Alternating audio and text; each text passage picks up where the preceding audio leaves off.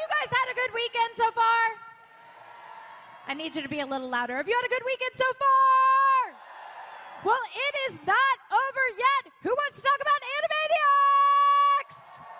Please welcome to the stage the stars, Tress, MacNeille. Come on out, Tress.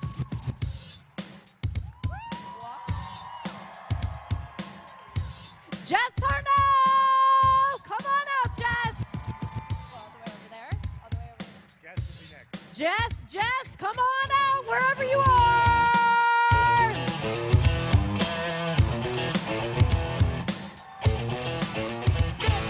Maurice, LaMarche, come on out, Maurice. Don't be hiding back there. Here's Maurice. And last but not least, Paulsen.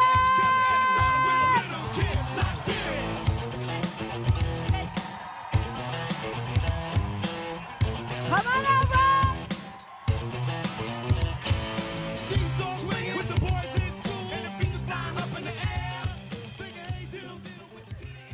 You guys, one more time, the stars of Animaniacs. Oh, absolutely. You guys, first of all, welcome to Chicago. Thank you so much. We're so happy to be anywhere out of the water tower. Reflexes first.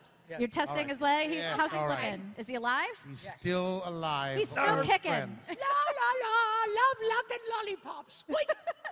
You guys, I'm so happy to have you guys all here, first of all. There's so much to talk about because you all have such extensive careers. But I want to start with, you guys have been touring with Animaniacs Live, on and off different combinations. And I wonder what it was like putting that together for you guys. Jess, you want to kick us off there? Well, you know, it was really kind of Robbie's brainchild with Randy Rogal, who wrote most of the songs. You guys like those songs, right, from Animaniacs? Robbie, why don't you fill them in on how you got that whole thing started, dude? Yeah, how'd you decide to put the concert together? No, thanks. In fact, I have to apologize. We were supposed to do an Animaniacs in concert on Thursday, and we had to postpone it, not cancel it, postpone it, and it's all on me. The buck He was stops liquored up. The buck stops with Yakko. I had a conflict, a scheduling conflict that I was contractually obligated to do at the last minute, and so we had to put the kibosh on this particular one, but fear not, we're going to be coming back. However, thank you for asking. The Animaniacs in concert thing morphed as a result of you guys. Morphed. Yeah, morphed. It's another thing I can say. Morphed. People, as a result of Randy Rogal and Richard Stone and all these other folks, Julie and Steve Bernstein, who are remarkably gifted songwriters, composers, I would go and sing this United States, Canada, Mexico, Panama song. And it turns out all these other ones, you know, It's a great big universe, and we're all really puny. We're just tiny little specks about the size of Mickey Rooney. and so people love those songs. And as a result of trying it around LA, we now have a deal with Warner Brothers Licensing by which we take it around the country and do it. And That's so awesome. So it was next like weekend a- we'll be in Boston and New York next weekend, but we'll be coming back to Chicago. We will welcome that concert Thank when you. it comes back. But that's amazing because it was really fan-generated in a way. then. Totally fan-generated. Honest to God, the reason we got our deal with Warner Brothers Licensing is absolutely directly a result of you guys paying attention to what we're doing. So thank you very much. Yeah. Good on you guys. Maurice, I love your work, by the way, and I was I don't. really, He's not nearly as talented as you think. well, Not even close. You know, we'll get to that. We'll get to that. But you know, I read something really funny. You're all under my control. I have hypnotized you into thinking that I have a level of talent that I don't actually possess. Well, I want to take you back a little bit because I read something interesting, and I'm wondering if you could tell me if it's true or not. that Please when you- take me back because I was slimmer then.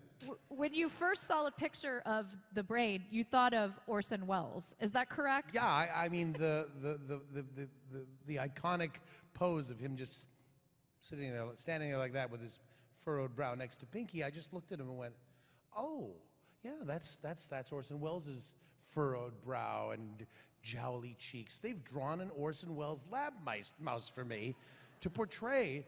And I thought the whole megalomaniacal thing that was in the dialogue was inspired by Welles. And it turned out that it was not in their mind at all. They had written this character and drawn this character based on Tom Minton, who was a writer on Animaniacs and Tiny Toons and Hanna-Barbera shows before that, was a good friend of Tom Ruger's. And so I had no idea. I hadn't met Minton yet. So Minton talks like this. This is the way Minton talks. I'm going to take over the world. They're like this. Are you puttering or not puttering? If I'd have done that, Bless his heart, he looks like him, I too. would have lost the job. Yeah, if you Google Tom Minton on your iPhones, you'll see a human version of the brain. That's what they had in mind. So in my hubris, in thinking it was all about me, I did this Orson Welles thing because they know I do Welles nonstop. And it became the thing, and they were sitting in the booth. Andrea Romano stood, and they went, "Oh, that's brilliant. I never thought of that." Yeah. Oh, God. All right, stop casting. He's the brain. All That's right. awesome. Now You let's are find the brain. people. That's right. You are. So, That's amazing. He made it very easy for them once you walked in, because he absolutely killed it and continues to do so. Yes, my friend. Soon you will all be under my sway. You think this is entertainment, but really you're being hypnotized as we speak. I love that. Tress, you have a history of improv with the Groundlings, and quite extensive actually. And I'm wondering, is that really an asset when it comes to your voiceover work? Oh, it's the very best thing you can do for voiceover work. Just to loosen you up, and you use both sides of your brain, and you can steal a lot of material from other people. Yeah. And That's make And you some know really what good it does? friends. It's true, because you are very loose. Well, And thank you. Yeah. Now wait a minute here. No, well, she's right. It loose. Ask her See me after husband. the show. Mike, how loose is Tress? So it's loosened you up. Beautifully, yeah. Good night, Thank you, everybody. Bob. Thank you very much. He gets 10%. But with behind the mic when you're recording with Dot, is there a lot of chance to improvise, or is it mostly just sticking to the scripted dialogue? You try to honor the writer's words. And, when we started doing cartoons, we didn't do a whole lot of improvising. But over the years, they trust you a little bit more. You trust yourself a little bit more with the characters, and they start writing toward your talents and knowing the impressions that you can do and how far you can take things. And so they let you run with it a little bit. And Jess, you have a very diverse career. I mean, one of the things that people may not know is you've been voicing America's Funniest Home Videos for a long time, and I absolutely love you on that. Oh, thank you. It's really fun. Give us a taste. Well, that's funny. I'd be happy to give everybody a taste. I have a whole salad bar at my booth downstairs. But no, the funny thing about voiceover is that you can do as many kinds of jobs as your voice will allow. And I also love the fact that the voice of America's favorite family TV show looks like a guy in Def Leppard. That's kind of cool. I mean, I love that. Are there some videos that you just have absolutely cracked up when you were trying to lay down the voice for? Yeah, of course. Well, I crack up every day I go to work because I can't believe I get paid for doing this, which is amazing. But it's I just love the fact that there's the dichotomy of I worked on stuff as crazy as Comedy Central's Drawn Together, which is as offensive a show as you could possibly have. And then I do Doc McStuffins, which is the most cuddly children's show in the world, and you can do it all. It's voiceover is the only job in the world where you can play the dad, the kid, and the dog in 15 minutes without a costume change and make 3 times the money. Good night, everybody, again. Yeah. You know what Sounds good to me. Yeah. And tell us about, I'm also a fan of your music. You have your band, Rock Sugar. Thank you. Do you guys know Rock awesome. Sugar? You guys, anybody know Rock Sugar? Well, check, this thing started as a joke. Basically, if you have 5 minutes later and you're bored, go on YouTube. This is the kind of thing I think about in the car. I think it'd be really funny if an 80s hair metal band like Guns N' Roses got shipwrecked on an island at the end of the 80s, had nothing to listen to but pop records from the 80s, and got brainwashed into thinking pop was metal, right? So what we do in the band is they'll play a Metallica song like Enter Sandman, and I sing Journey's Don't Stop Believin' on top of Enter Sandman, and we call it Don't Stop the Sandman, right? So we made these videos, and they went viral, and 6 months later we were opening for AC/DC in front of 100,000 people. It's the stupidest thing in the world, but if you like anything about 80s music, check out Rock Sugar. In fact, we got sued because one of the singers that I imitate on the record, he thought it was his voice because I do a really good impression of him. So, no, for real. So if you go on Amazon and you put in Rock Sugar right now, the CD is selling for $420 because he got an injunction that we can't sell it online. But screw him. I sell it autographed at my booth for $25, so take that one to the bank. Woohoo! Nice workaround. Nice workaround. I love that. And Rob, you obviously have a ginormous career, but one of the interesting things is, you know, you went from in 1987 voicing Raphael on Teenage Mutant Ninja Turtles. Yep. And then came back in 2012 voicing Donatello. And I'm wondering, what was that like to see that property evolve from the 80s into, you know, our modern age? Well, it is, to be sure, maybe a little pun intended, a completely and utterly evergreen franchise to the bone. I mean, it's mind-blowing to be. The coolest thing for me was having a little boy who is now 35, who was a turtle freak when everything really hit. And so the following exchange would often happen at our home. The phone would ring, and my son would have, you know, pick up the phone and talk to a school friend. Hello. Oh, yeah, hi, Jason. Oh, yeah. No, he really is. No, I wouldn't make that up. Yeah. Hang on a second. Dad, Jason wants to talk to Raphael. Hey, Jason, turtle power, dude. Shredder, you tin face. Get back here and taste cold turtle steel. Cowabunga. Hey. Yeah, see, I told you. Yeah, okay, later. Click. And it was ordering pizza. Oh, my God. It was the greatest. But then... And this is the most wonderful thing about this gig, you guys, is that nobody cares what we look like. If you're as beautiful as Tress or as beautiful as Jess or as unattractive as Maurice or myself. The only problem with that is that now they can see all of us from the frickin' space shuttle because of you wearing that stuff. You're a beacon for all voice actors. The best part of the gig is that nobody cares what we look like. And so we're only limited, as Jess said, by our talent and the kindness of people to hire us. 25 years later, I got hired to be a different turtle. Yeah. I know, that's amazing. And that went on for 5 years.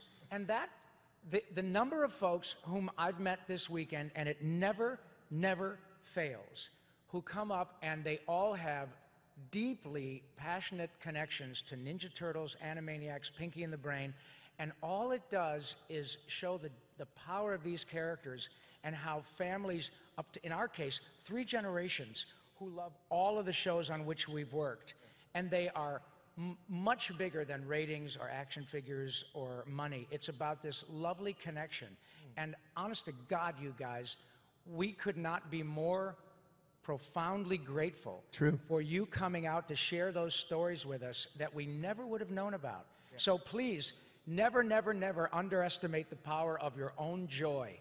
Because the way you spread it with each other and by extension us is mind-blowing. Yeah, that's why we're here, man. So thank you guys. Absolutely. Thank you. And that's what makes the convention atmosphere so great is you do get to interface. You know, you're not isolated as I imagine you often are when you're recording. Totally. You know, you get to hear firsthand the feedback and the impact you guys Well, that's have. the best thing, too, and it's like sometimes you guys are kind enough and you come up and you say, oh, you know, I'm such a big fan, and I usually will correct you and say, you know what, this is not a fan relationship because that in some way implies that we're up here and you're not. We're at the same level. We love you guys. We probably love most of the same things you guys love. We just got blessed enough to be on something that meant something to you. And what do friends do? Friends support you. Friends look out for you. Friends want the best for you. So we are not fans. You are not fans. We are all friends, and that's what it's about. True. I love that. Thank you. I love that. We're going to open it up for questions because I know you guys are passionate about these guys and want to talk to them. And while they get themselves organized at the mics, I want to ask you guys, everybody in here geeks out about you. They love Animaniacs, stuff you've been a part of. What do you guys do in your free time? What do you geek out about? Is it literature, music, a certain genre of film or television? Who wants to start? You, Jess. I want to start. Okay, well, obviously I like rhinestones. No. You found your niche. Yeah, I found my niche. Well, you know, my girl and I actually are starting a fashion line called Caress Fashion. We got business cards down there. Yeah, so if you want to look like this, then just get a hat with some hair attached to it and come down to the booth. We'll hook you up. So I'm passionate about stuff like that. I love music. I'm a huge Beatle guy, which you guys probably guessed from Wakko, you know, because that's how that all started. Anytime I hear a great song I haven't heard before, it's like discovering the Grand Canyon for me. I get so excited. So I would say music and rhinestones. How about you, Tress? That's awesome. Tress? Well, a lot of other cartoons keep me pretty busy. Yeah. And I am a newlywed. Nice. Congratulations. Mazel tov. Yeah. You know, so my new husband, Mike, is keeping me very busy. And Boy, I'll say. built. Sorry. Yeah, he's lying down in the back. I couldn't resist. It's my job. I'm folding his clothes. Is what I'm doing. No, so. Well, that's a nice congratulations. one. Yeah, thank you so much. Congratulations. I have been very fortunate to have written a book. Yep. And I would love to talk to you guys. It actually touches on exactly what we were discussing about this incredible love for these characters. I wrote a book called Voice Lessons, which will be out this October, and you guys can, I think Nerdist released the cover this week. Wow. But you can check out the information on Amazon Books or I've already pre-ordered Barnes mine. & Noble. Yeah, these guys aren't getting a free Not copy. kidding. Hell no. Yeah. Pre-order, But, no, pre-order. Honestly, it is about my experience with precisely what I touched on earlier. 35 years now culminating with all of these wonderful events that you guys are kind enough to have us here appearing, and the incredible lessons I've learned from the people who watch what we do. Yeah. And so please check it out. Even if you see it at the 99-cent store, even if you don't buy one, when you do find a copy in the subway that somebody threw out, you take it home, and if you have a table that's a little wonky, you can shove it under the leg. Makes a great show. So yeah, that's been a real awesome. labor of love. I'm How about definitely you, gonna Brain? check that out. Maurice, what do you geek out about? Well, when I get, when I come home from a long day of doing voiceovers, I basically sit in a chair, stare straight ahead, like Putty on an airplane in that episode of Seinfeld, and wait for the phone to ring to find out what voiceovers I'm doing the next day. I have no life whatsoever. Oh my gosh. I love you. No, you know what? I am, as you can tell, I'm a bit of a foodie. And if that comes through or not, if I exude that, and pardon every few seconds when my belly starts to show. So fine dining, but I'm really passionate about classical music. Yeah. I support the Los Angeles Philharmonic, and especially their foundation, YOLA, Youth Orchestra Los Angeles, where Gustavo Dudamel goes to inner city schools and teaches kids about music and finds the best and pulls them into the youth orchestra because music has a healing and saving power. Ain't that So that's where I put a lot of my energy and my charitable donations, and I love to, and I go and see the Phil as much as I can. That's like my little drug. Your escapism. Yep, I love that. Thank you. You know what's cool is when doesn't matter where we are, when people find out who we are and what we do, it is the most gloriously joyful experience. Mo and I have been coming in and out of the United States going through customs. And of course, folks stamping, where you come, what are you doing, blah, blah, blah, blah, blah, blah, blah. And so I don't know how it happens, but every now and then somebody say, okay. That was, what was that? That was especially the specific incident. Was that Saskatchewan or was Yeah, that, so you guys coming back in. Yeah. Where are you going? No, they said, we're headed. We're back to Los Angeles. Yeah. Oh yeah, what were you doing here in Saskatchewan? We were at the Comic-Con here. And, Yeah, Comic-Con, really. oh yeah, what were you doing What are you there? doing? Well, we're voice actors. Then Mo does this. And he says, so voice actors, what do you mean? What do you, like cartoons? I goes, yes, my friend. And that's exactly what happens. That's amazing. I said, we came here to take over Canada. And he went, and the guy went, get out. I go, no, and this is my partner, Pinky. And We could have been smuggling in anything. They, boop, boop, boop, boop. Go on in. Can we That's get your autograph? amazing. Selfies with the customs guys. And it happens everywhere, and it is the most wonderful experience to say. Hi, you ever watch Animaniacs? It's just great. It's interesting because they won't. You're right.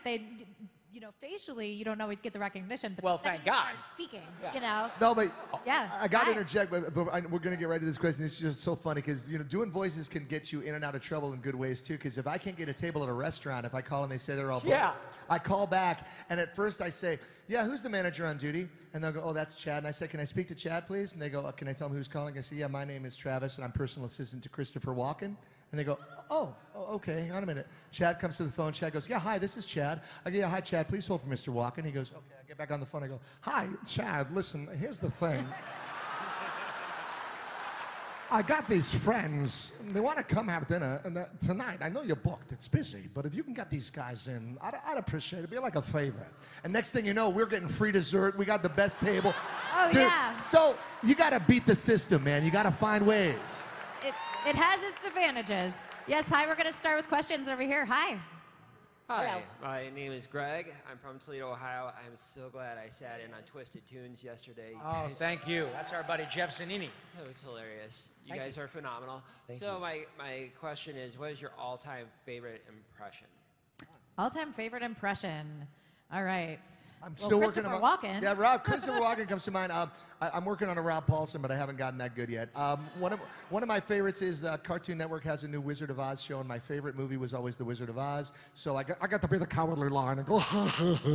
so I love that. So that comes to mind these days. I think probably the best person to ask about their best and first finest or wonderful impression is Maurice, because Maurice is a world-class impressionist and made a living for a long time doing that on the stand-up circuit.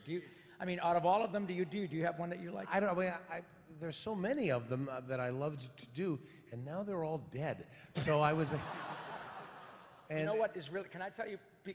Because we have this wonderful camera, I'm going to prevail upon my buddy Maurice. Yeah, do this. All right. One of the things I love about working with, these folks who are my family is that you happen to have people who are your brothers and sisters who are world-class entertainers.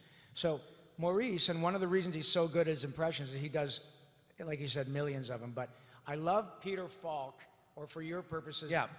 the narrator from Princess Bride. Yeah. Okay. The grandfather from Princess Bride. If there are any Me TV watchers here, Right. Columbo. Columbo. Okay. Right. So when I was in the 7th grade, Right.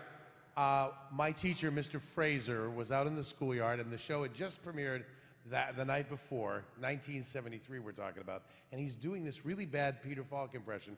So I'm literally 13 years old, excuse me. I walk up to him and I go, Watch his face. Watch his face.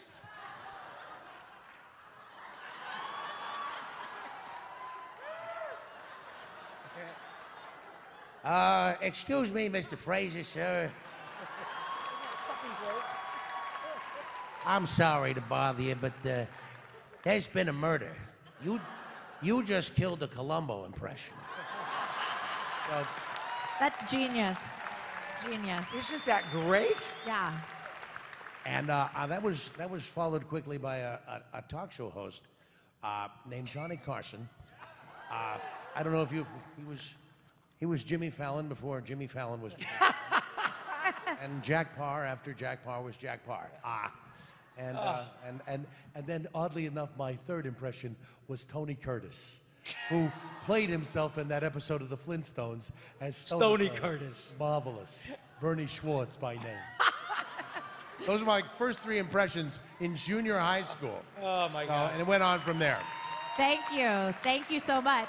And I know there's a lot of y'all in line, and I want to get through as many questions as possible. So if you guys can try, I know this is hard, but try to direct to one of them on the panel, then we'll probably be able to get to more of everyone's questions. Does that make sense? I hope so. Okay. Hi. Just pick one, and then I'll answer them all. I won't be mad if you don't You can answer. direct it to one, but a different one may answer. mad. So Yeah, you never right. know. Hi, my name is Mark. I'm from Ireland. Hi. Hi, Mark. This one's to Jess, I guess. If you could remake one of the songs from the original Animaniacs show, which one would you remake? I got to go with Stairway to Heaven because Led Zeppelin rules, dude. No, you know what? Honestly, that's a great question. But the cool thing is that a lot of the time, it's like when they go back and they add new footage to, say, Star Wars or something, it was so good originally. It's like, I think those things were so perfect for their time and are so great that I wouldn't mess with any of them because they're so good and they mean a lot to folks like you and folks like me too, you know? But what I can tell you is, I don't know if you guys heard the rumors, but apparently there might be a new Animaniacs coming next year. You know about that? And I can tell you that I've heard on good authority that there will be several songs in that will hopefully be as good as the songs you know and love. So you're going to have a whole bunch of new songs to learn, all right? Looking forward to it. That's awesome. Thank you so much. Thanks for the question, Mark. Yeah. Hi. Hi, my name is Joseph from Fremont, Michigan. Hey, Joseph. And my question Fremont, is for, Michigan. That's the home of Gerber baby food, isn't it? Yes. Yeah. I grew Hey, we know what I you grew up in on, Michigan, man. so yeah. And my question is for Jess. Yeah. Have you ever used any of your impressions when you get scam telemarketing calls? God, that's a great question. No, see, I would hate to do that because my impressions are so damn entertaining that they would keep me on the phone longer, dude, and I hate those guys. So all I really wanted, you know what I would do? The only impression I would do if one of those guys called me, this just occurred to me, is I would do this because then they would get off the phone. Like if they said, hey, have you heard about new Sprint telecom service or whatever? And I go, oh my God, what is Sprint telecom service? You know, and then they're gonna get off the phone with me and I won't have to deal with it, bro. That's what Thank you. Thank you. Hi. Hi. Like most people, I grew up with Animaniacs and Simpsons and everything. And now I'm sorry, did you say you threw up with us? Grew up on Animaniacs? Oh, grew up with us. Oh, thank you. I'm getting old. One of our college watchers, yes. And now I have a toddler, and she's getting into all of the new cartoons, Mickey Mouse Club and all of those, and I'm realizing, and you touched on earlier, just how much diversity you have with your voices. And Maurice, I actually met you at another con when you were with Billy West, and you guys had such great chemistry, and you all have great chemistry, so I'm just interested. There's so much of like, you two were in this together, and you two were in this together. Is it just like a happy family every time you do a new show? It is a community, and you know, my wife was an actor in the '80s, did a lot of daytime. Would come home with terrible stories about actresses, you know, standing in key lights, and one girl tried to trip her during it was terrible. You know, in the voiceover world, we've all got each other's backs. There's no room for ego in the voiceover world, you know, because we're all imminently replaceable, you know. So we know that we have our gift that we bring to our parts, but we don't ever think like it's all about us. And so, you know, we are a family. And when we were lucky enough to get on a show like Animaniacs, or Billy and Tress and I on Futurama and Disenchantment, we know how lucky we are. This is a gift. It's not an entitlement that we get to do something, as my pal Paulsen here says, do something for a living that used to get us detention in junior high school. Come on, you can't be anything but grateful. Gratitude is the key. Be grateful for everything we have, and I'm very grateful for my career, and I know everybody here is. So yes, absolutely. Thank you, thank you. I think that's what makes you guys so accessible in a way, is that there's not that barrier, you know? Well, we also get that, look, the character... Excuse me, I was talking. So anyway... I'm so freaking tired of this guy's ego. His guy's ego's got its own area code. Hey, isn't that something? But we got that the characters are famous. We don't draw them and we don't write them. And while we all have friends who are very famous as a result of their on-camera careers, there is something particularly magical about animated characters. And we certainly get the glory because the voice is what really sticks with people. But it's about the character of which we are a part, an integral part, but still just a part. We get the experience of people coming up to us. The first time this happened to me was a few years ago in Florida, and a young lady said, you know, my mother died, and my father and I, we were literally just shell-shocked for a year. We didn't talk. We made breakfast together. We weren't mad. We were just too sad to talk. But every day at 4 o'clock, we planted ourselves on the couch and we watched Animaniacs followed by Pinky and the Brain, and we laughed. We gave ourselves permission that first year without Mom to laugh, and your show was what got us there. And I said to her, I said, thank you so much on behalf of the 187 people who made those episodes of Pinky and the Brain and Animaniacs. I just read the words, but on their behalf, thank you for letting us help you. We never forget that there is a crew of brilliant writers, artists, cell wipers. I mean, so many people behind the scenes on our shows, and we're just the lucky ones that get to kind of collect some glory. But to them, raise your glass to all the people who make it. Well said. Many talented people. Hi. Hi, I'm Paul from the suburbs of Chicago. You guys have been on so many shows, and on each show you do so many voices. How do you find a new voice every time and a voice that perfectly fits that character? I steal them from Rob Paulsen. And Tress, let's start with you. Sometimes it can be really hard, and you want to make sure that some voices stay very, very far away from each other. Maybe not in one show, but well, you really want to keep similar voices away from each other in the same show. But in the same season, you might be doing characters that are very similar to each other. But of course, we are aided in the long run by the cartoon being animated. And so you can be fooled by a voice that's similar, but if it looks different, then it is different. And I know I've banked on that many a times. But, you know, you try to come up with something unique, and although I'm not an impressionist like these guys or singers, I try to incorporate something unique, and, you know, I steal from these guys a lot, and try to bring something unique to each character and hope that there's something to hang your hat on. Doing female impressions, in my opinion, it's hard, and women who do it are to be greatly admired, because it's hard for me to find something to hang my hat on with, like somebody says, do Lady Gaga, and it's just like, what'd she sound like? I don't know what she sounds like. But I guess I would have to study. And that's another thing about voiceover. You never have to memorize anything, you just read it. That's awesome. It's nice. Thank you so much. Thank you. Hi. Hi, my name's Christine. I'm from Chicago. And I have to say, I am completely enamored and inspired by all of your talents. And I have to ask, of all of the characters that you guys have played in your long careers, which ones are most like you? Oh, Maurice, we're going to start with you on that. Well, I hate to say it, but I think there's a little bit of kiff in me, in that I do tend to take a lot of abuse from men who want me to manscape them. And yet, Oh my. and yet also there's a great deal of the brain in me, because there's a part of me that constantly feels thwarted in my plot to take over show business. So, you know, I mean, every one of them has an aspect of me. There's a great line in the movie My Favorite Year where, you know, it seems like Peter O'Toole's character is chickening out in this tense situation, and the kid who's babysitting him, who's minding him all through this live TV show, says, you couldn't play those heroes unless they were somewhere inside of you. He goes, I'm scared, Stone, I'm scared.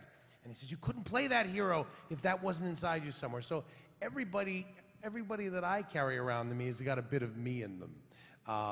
But yeah, I think I think brain and kiff, and perhaps to some degree morbo, for those moments when I want to eat a kitten and it gives me gas, or I want to turn to somebody and say, such and such doesn't work that way. Who sounds nothing like Lur, ruler of the planet Omicron, Percy I-8, like Tress was saying, or rather, Unda. You know, there's separation there. Puny humans. You? How about you? I think I'm most like Carl. I know it's kind of weird that I'm a little off-putting, but I get a lot of chicks. True, they are baby chickens. But surprisingly, I get a lot of phone numbers. So. But no, the truth is I'm more like asshole. I was going to asshole, smart ass. I'm more like Yakko, because he's kind of a smart ass. And trust me, I really get chicks. Amazing. Tress, any character? Well, I love doing Agnes Skinner. You know. Yeah. There's just something about her that appeals to me, because I'm old enough, and you guys can all go to hell if you don't like what I'm saying. Because that is perfection. I'm a lot older, I'm a lot wiser, and, you know, like Mom from Futurama would say, you can jam a squirrel in it. I'm gonna be her one day soon. One day soon. You know, I guess the three that come to mind the most quickly for me are Wakko, because he doesn't wear pants. I love being Roger Rabbit, because he's so insane. And then there's this character on a show called Adventures in Odyssey named Wooten. And these characters, the three of them have something in common with me that I think is cool, which is that they're happy. You know what I mean? It's like if you think about Wakko, if you think about Roger Rabbit, you know, they basically are just trying to have a good time, and they're always bouncing around, and they're in a good mood, and they're having fun. And that is how I try to live my life. And I think if we could all put a little of Wakko or a little of Roger Rabbit in our attitudes, we'd probably have a better time as we're going through our day too. So those are ones that are very special. Absolutely. Great answer. I love that. Thank you. Hi. Hi. Hi. My name is Atan, and I'm from Chicago, and I was wondering if Rob, so my dad is a huge, how do I say this, nerd of Animaniacs, and... How nice for him. And The timing on that line. That was great. We'll be seeing you up here someday, I'm sure of it. We're going to get a call from my agent tomorrow. Okay. Okay, whatever. And I was wondering if, Rob, you can sing as Yakko the country song with him. What is your name, sir? I'm Natan. And you sing it just for you? Sure. No. Never. Are you kidding me? I would be happy to, but I'll tell you what, if it's okay with these folks, we will, but let's just save it to the end, okay? Ooh, okay. Because that's called, dude, you know what, between you and me, I'm the biggest frickin' star on this stage. So, you and I get you. And because I get you... Best for last. Yeah, totally. And because There you go. in fact, here, let me take care of you right now. Okay, no, I'm going to take care of you right now. Oh, know what? I don't have anything smaller than a $500 bill, so I'll get you. But I'll get you next time. You know what? Have something, and is this the nerd dad behind you? Yes. Yeah. There he is. Hello, Round Dad. of applause for Dad. Well done. Awesome. Well, you have something to look forward to at the end then. Thank you. Yeah, we'll take care of you. Thanks, buddy. Hi. Hi, I'm Mindy. I'm from Chicago. So I'm a big fan of audiobooks, and I always wonder why we don't see more voice actors do the narration for audiobooks. If you've ever been approached, you said you have a book coming out, but if any of you have done the audiobook. Actually, I'm reading it. I'm going to be reading. No, I'm kidding.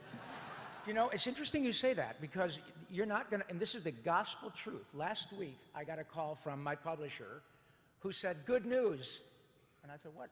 You know, we haven't, the book's not out till October. I mean, we're doing the book.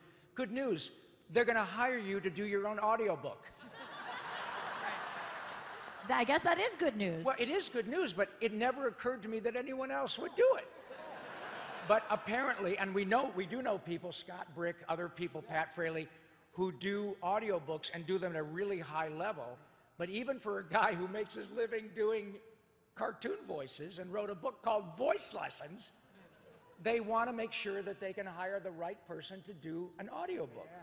So it is, to be sure, apparently, a specific skill, and I'm going to be doing my own goddamn audiobook. Well, there you go. Thank you. Thank you. Hi. Hello, it's good to see all of you here today. You too, man. My question's for all of you. What was your first impression of Tom Ruger when you first met him? You already knew him. Well, I was already cleaning his pool when he hired me. No, I clean it now. You know what was? I can relate that to a kind of a funny personal story. When I was basically kind of new to the whole animation thing when I got Animaniacs, which is a hell of a way to begin, let me tell you, my friend. But you know, so I showed up and I had this background of being in bands and everything, which was actually an asset because I wasn't smart enough to be intimidated by these folks and their legendary status and who they were. And I remember Tom Ruger, I just thought, oh, that's the guy writing the checks. I got to be nice to him. So I was. But when I met Rob Paulsen, my first words to Rob Paulsen on our first coffee break that we ever had, and after we did the first episode or something, is I thought I would say something clever. And I walked over to Rob and I said, hey, I said, I've got to tell you, I really like it when you make your voice sound like people that you're not in real life. And that was how our friendship began all those years ago. So for Ruger, I probably said, listen, is this like a kickback deal? Do I need to give you anything back? And he said no, and ever since then we were cool. That's awesome. Tom is, the word genius gets bandied about a lot in LA. He's great. The proof is in the pudding. Between Tiny Toons and Animaniacs and Pinky and the Brain and Hysteria, over and over and over and over and over and over and over and over again, you see Tom Ruger. So that's all you need to know about Tom. He's the real deal. He's fantastic, man. We were lucky to work with him for sure. Yeah, Roogs was, I call him Roogs. truly, just a ball of energy. That's the first thing I saw. I said, my God, this is the most energetic man I've ever seen. And yet everything he was coming out with was just, look, that's genius, that's gold, that's unbelievable, that idea. Yeah. I mean, it's like, and we've still got a relationship to this day. And yeah, all of us, yeah. Yeah, I just am always blown away by everything that comes out of Tom now as the day I met him. He's a genius. And great guy. He enabled me to pay for my house. Which is always a good thing, right? Yeah, thank you. Thank you so much. Great question. Hi. Hi.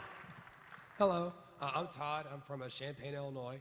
I wanted to first off just say thank you, all of you, for all the amazing work you've done. Animaniacs, Pinky and the Brain, Tiny Toons, everything. That's Thank my you. childhood.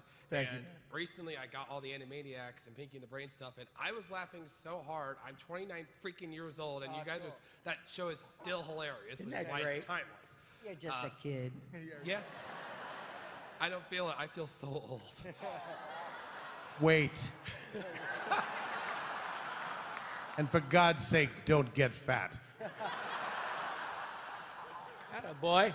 I wanted to say first a personal thank you to you, Mr. Paulsen, you, Mr. LaMarche. I actually got to meet you at a Keystone Comic Con last year. Oh, great. And we did the photo op together.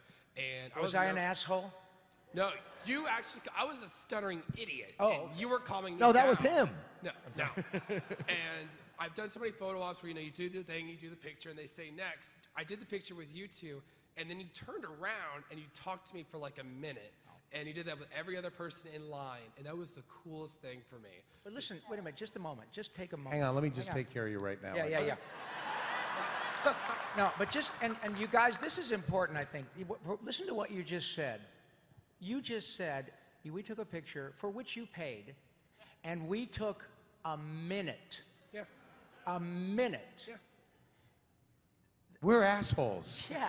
We should have taken much, much more time with you. Just a minute? Thank you. What dicks? In fact, I'm going to give you your money back. Now, let me tell you something. We all have worked really effing hard for this privilege. And if you run into a celebrity who doesn't give you that time, screw them. Nobody ever shoved a, pardon me, this is important, you guys. Nobody ever shoved a gun in any actor's mouth to be an actor. Now, I've never been in a circumstance where it disrupts your life, and I get that that's a different circumstance. But here, when you drive, you fly sometimes from a state or two away, you wait in line on a concrete floor all day for 2 minutes with someone whom you want to tell how much they mean to you. If they're not nice to you, don't ever patronize them again. I agree completely. Sorry. Did you have a question too? I actually did, but that's like the best response I could ever have gotten. So I think I'm good. Thank you so much. Thank you. And thank you for saying that, Rob. You're absolutely right. Thank you. Hi. Hi, my name's Nino. I wanted to I don't like you. Next. Wait a minute. So watching Animaniacs as a kid, I knew a lot of the celebrities that you guys were making fun of. Right. But a lot of the jokes, I just laughed because I was like, oh, this is just funny. Like, you guys doing the Apocalypse Now episode where you had to stop a director from making a movie. I was like, this is funny what they're doing, but until later on, I didn't understand, like, oh, this is from, an old movie.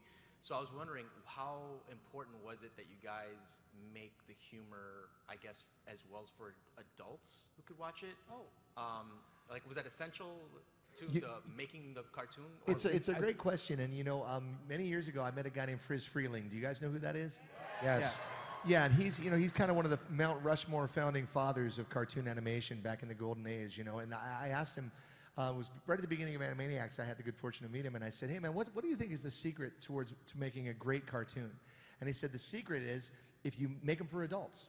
He said, "Because as long as they're colorful and they're funny and people are falling off stuff and there's people jumping off buildings and and landing on a car and whatever, kids are going to be entertained.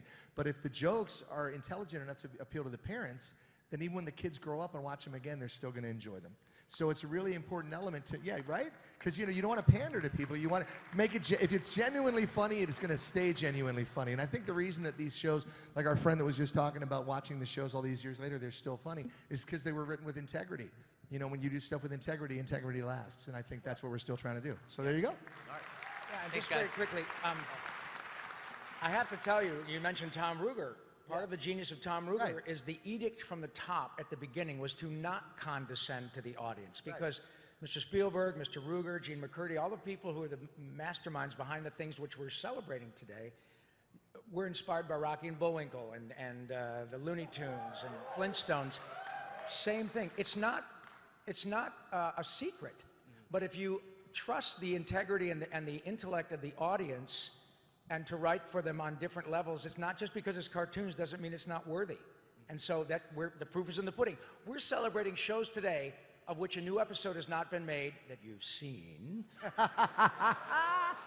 in almost 25 years, with which there's very little merchandise. It's not about action figures. It's about the show for the sake of the show. And so they knew exactly what they were doing because of that. Thank you. Thanks, Thank you. guys. Speaking of, there is a reboot happening. Does anyone want to, Jess? There's a reboot happening. Yes, there is a reboot has been happening. announced. Any spoilers? You know, I mean, not too much spoilers, but any information. Spoilers, there's a reboot. Yeah. It's a secret. It's going to be on Hulu, from what we It's going to be on understand. Hulu. It's Hulu. Hulu. the Oh only- my. The only spoiler that we have been authorized to divulge to you guys, and I think it's a really good spoiler to tell you, is that you know how sometimes you have something that you loved, right, and then they bring it back. I mean, there's a couple of shows that I think you guys would recognize if I gave the titles, but I don't want to do that. And they bring them back, and they totally change the nature of them, and they make them something completely different than what they were. So when you want to revisit that time of your life and you turn it on, and you go, oh, this isn't what I remember. This isn't as good as what I remember. But what I know about the new Animaniacs is that the team behind it were very much involved in the original, and if they weren't, they were very big fans of the original, and they're going to maintain the quality of those shows on these new shows. It's not right. It's not like you're going to watch them and go, wow, what happened to my Animaniacs and Pinky and the Brain? You're going to watch them and go, oh my God, it's like that, but even better, and now it's about now. Because can you imagine? I mean, it was funny seeing what the Animaniacs did to, like, Da Vinci. It's going to be a lot funnier seeing what the Animaniacs do to the Kardashians. You know what I'm saying? That's a good point. And good news. Hi. Hi there. My name is Craig from Iowa. Hi, Craig from Iowa. Yeah, don't applause. Anyway, the 80s. My mother was from Waterloo. I love Iowa. I'm from Waterloo. No way! Yeah, way. Brother! Cowabunga, dude. I'm from outer space. I just work in Iowa. No, it's the other way around. I work in outer space. I'm from Iowa. The 80s and 90s had a lot of weird cartoons. Is there anything you worked on where you just kind of looked at it and said, what is going on? Every day, dude. Every day. Tress, did you ever Tress? have a scene that you read or a situation where you're like, how am I going to do that? Like, what is that?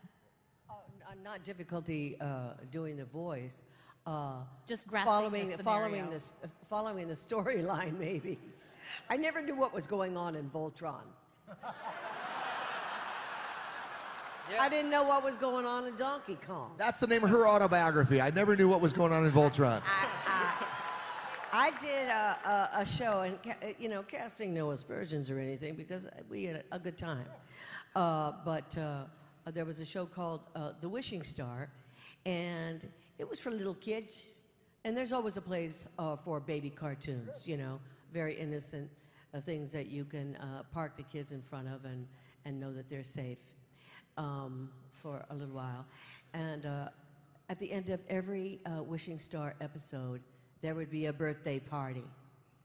Every single time. It's like, oh my God. Hooray! With the balloons and the cake and the big celebration, you knew that the cartoon was over because it was the birthday party. That would never end. Anyway. I understand birthday parties now, but I'm very, very sophisticated. I still don't know what the hell Adventure Time is about. Or what the hell I was doing there. Or which king I was. I was some king. I don't know. There were so many kings on Adventure Time. And yet, Apparently, it's brilliant. Oh, well, all I thought when we got the call to go audition for Teenage Mutant Ninja Turtles was that I would have loved to have been in that pitch meeting, you know? So here's the deal, man. We were hanging out in Maine drinking bong water. And we just started to one-up each other, so now we figured we'd sell this and make $6 billion. Right? Yeah. I mean, talk about... And by the way, I don't know Peter Laird, but Kevin Eastman is one of the most delightful people you'll ever meet, and I have to tell you, he is so down to earth, and we've had this conversation more than once about, did you have any idea, ... And he, to this day, says, no. His aunts and uncles, I think, respectively, with Peter, and he threw in a couple of grand to help them publish their first comic book. One thing led to another, and he is the most grateful, down to earth, walking around going, okay. It's just the best. I think that's true, though, of anybody. Matt Groening didn't have any idea that The Simpsons was going to be The Simpsons. He went in to pitch, Jim Brooks wanted him to do Life in Hell, and he was like, I can't give away my one thing. So he drew his family in the hallway, and he walked over. His apartment was like two doors away from the Paramount lot, and he walked over, and they wouldn't let him in because he didn't have his car. And so he had to go back and get his car and drive on for the thing. And he's like drawing his family. His dad's name was Homer. His mother's name was Margaret. And, you know, nobody knows, like nobody's planning the next big thing or the first big thing because nobody knows anything. That's William Goldman's absolute dictum, and it's true. If there was a formula for creating a hit, that person would make more money selling the formula than they would making hits. It's just put out your art, put out your creativity, just put it out there. Don't expect anything except that it's out there. Right. And somebody will bite someday perhaps, or maybe they won't, but you'll have put your creativity out there. Totally. That's all it is. That's a great life lesson, you know? That's really great. Thank you. Thank you. Hi. Hi. Wow, that was loud.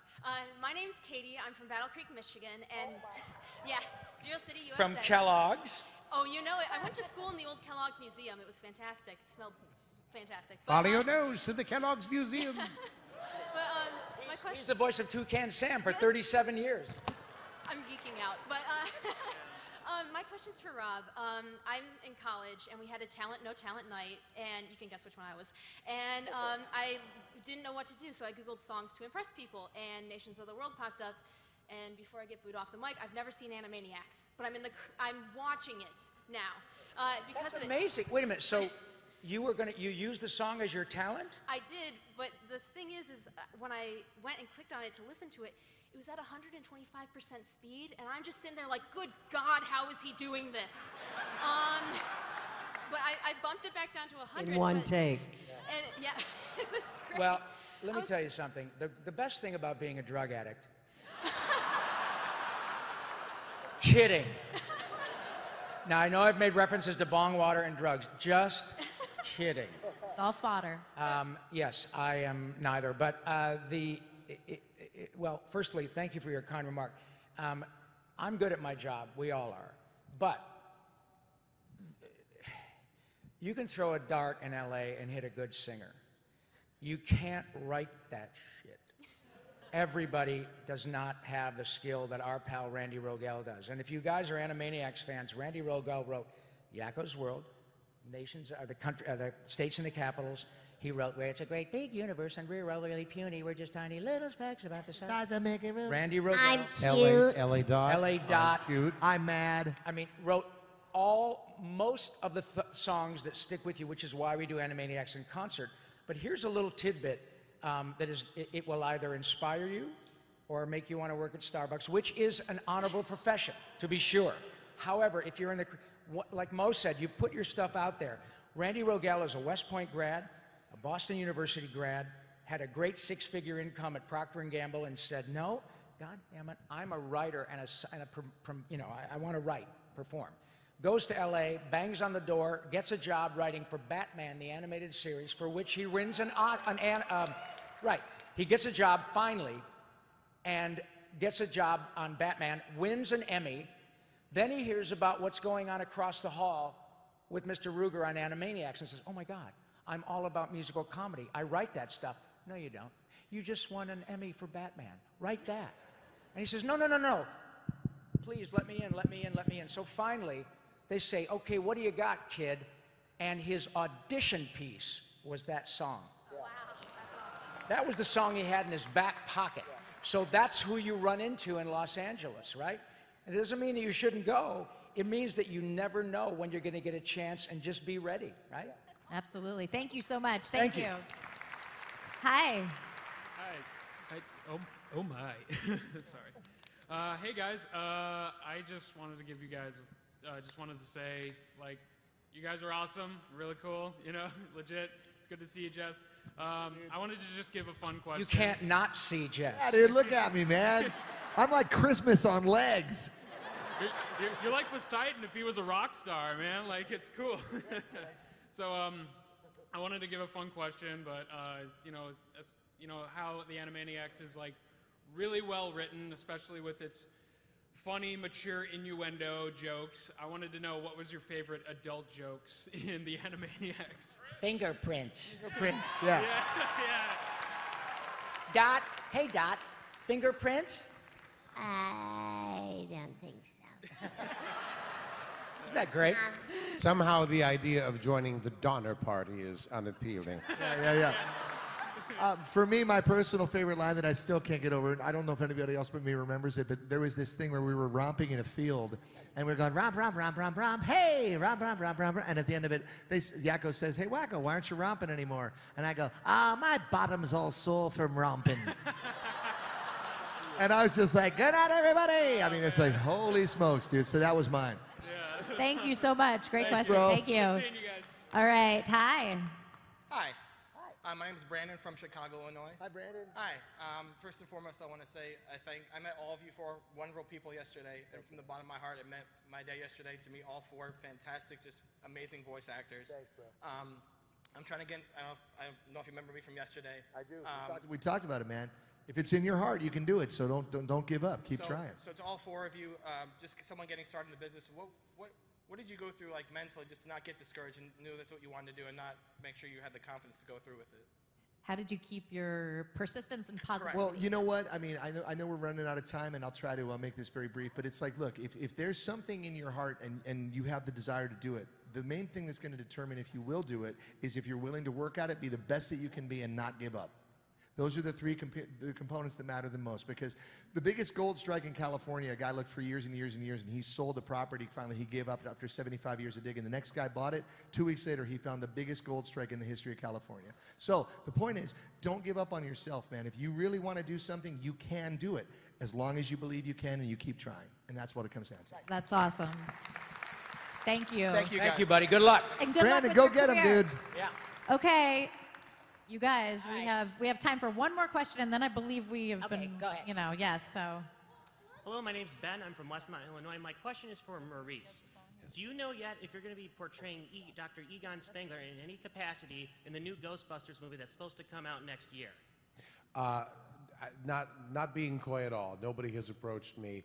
So, no, I have no idea who's going to play Egon or if they're going to use the Egon character. But Do you still collect spores, molds, and fungus? I do. It's absolutely a hobby to treasure. One last note for anybody who didn't get their question, and we are going to be downstairs. We're sitting there. We'd love to shake hands, say hi. If you have more questions, come and see us. We'll be happy to talk with you, okay? Yes, you guys, yes, you'll be here the rest of the day, right, all four of you guys? Okay, awesome. Thank you for that. We're done with questions, but I believe we have a song. Yes. All right. And now, the nations of the world, brought to you by Yakko Warner. Okay, you get the music? United States, Canada, Mexico, Panama, Haiti, Jamaica, Peru, Republic, Dominican, Cuba, Caribbean, Greenland, El Salvador, too, Puerto Rico, Colombia, Venezuela, Honduras, Guyana, and still Guatemala, Bolivia, then Argentina, and Ecuador, Chile, Brazil, Costa Rica, Belize, Nicaragua, Bermuda, Bahamas, Tobago, San Juan, Paraguay, Uruguay, Suriname, Memphis, Guyana, Barbados, and Guam. Norway and Sweden and Iceland and Finland and Germany now in peace. Switzerland, Austria, Czechoslovakia, Italy, Turkey and Greece. Poland, Romania, Scotland, Albania, Ireland, Russia, Oman, Bulgaria, Saudi Arabia, Hungary, Cyprus, Iraq, and Iran. There's Syria, Lebanon, Israel, Jordan, both Yemen, Kuwait, and Bahrain. The Netherlands, Luxembourg, Belgium, and Portugal, France, Denmark, and Spain. India, Pakistan, Burma, Afghanistan, Thailand, Nepal, and Bhutan, Cambodia, Malaysia, then Bangladesh, Asia, and China, Korea, Japan, Mongolia, Laos, and Tibet, Indonesia, the Philippine Islands, Taiwan, Sri Lanka, New Guinea, Sumatra, New Zealand, then Borneo and Vietnam, Tunisia, Morocco, Uganda, Angola, Zimbabwe, Djibouti, Botswana, Mozambique, Zambia, Swaziland, Gambia, Guinea, Algeria, Ghana. Burundi, Lesotho, and Malawi, Togo, the Spanish Sahara is gone. Nigeria, Chad, Liberia, Egypt, Benin, Gabon, Tanzania, Somalia, Kenya, and Mali, Sierra Leone, and Algeria, Dahomey, Namibia, Senegal, Libya, Cameroon, Zaire, Ethiopia, Guinea-Bissau, Madagascar, Rwanda, Mayo, and Cameroon, Hong Kong, Abu Dhabi, Qatar, Yugoslavia, Greece, Mauritania, Pennsylvania, Monaco, Liechtenstein, Moldova, Palestine, Fiji, Australia, Sudan. Thank you, guys. Thank you very much. Jess Harnell, Tress MacNeille, Maurice LaMarche. Thank you, guys. We love you, Chicago.